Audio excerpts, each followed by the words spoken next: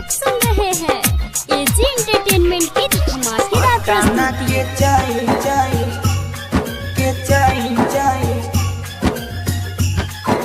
पटाना के चाई तोर दुल्हा लगे चौरी, पटाना के चाई देखिए के हमारा के आवतारवाई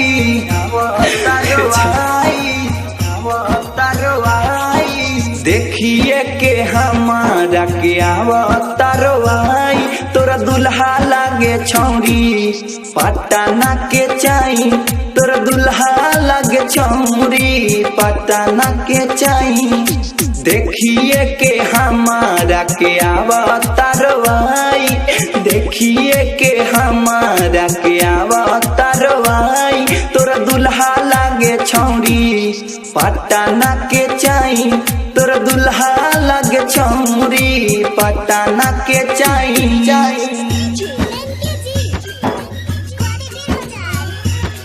तोरा दुल्हा लागे छौरी पटाना के चाई तोरा दुल्हा लागे छौरी, पटाना के चाई। इहे सोची सोची हमर दिलन दुख थौ, दादा कोइले हमसे हमरा लेखा कहाँ मिला थौ, साचे कहीं हमर तोर पारी सारा तोर बचल जिंदगी अब हो जाई ना, तोर बचल जिंदगी अब हो जाई ना। सोचले रहनी जान हम त तोहरे भलाई,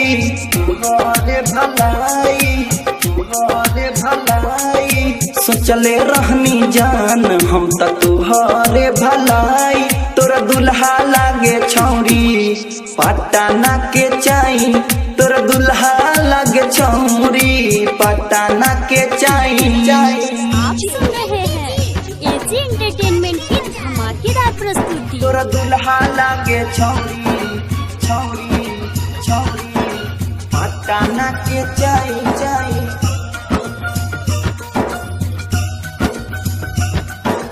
पटाना के चाई तोरा दुल्हा लागे छौरी, पटाना के चाई। रहे का खोट प्यार में हमें ना बतैलू, तोड़ी के दिल हैलू गुर पल भैलू, प्रेमी परदेसी के दिल ताड़ा पाई, ई दुखवा जाके के करा से सुनाई, ई दुखवा जाके के करा के सुनाई।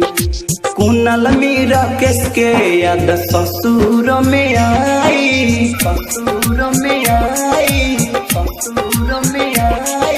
रूपन राम जी के याद ससुर में आई तोरा दुल्हा लागे छौरी, पटाना के चाई तोरा दुल्हा लागे छौरी, पटाना के चाई देखिए के हमारा के आवतारवाई, देखिए के हमारा के आवतारवाई तोरा दुल्हा लागे छौरी, पटाना के चाई तोरा दुल्हा लागे छौरी, पटाना के चाई।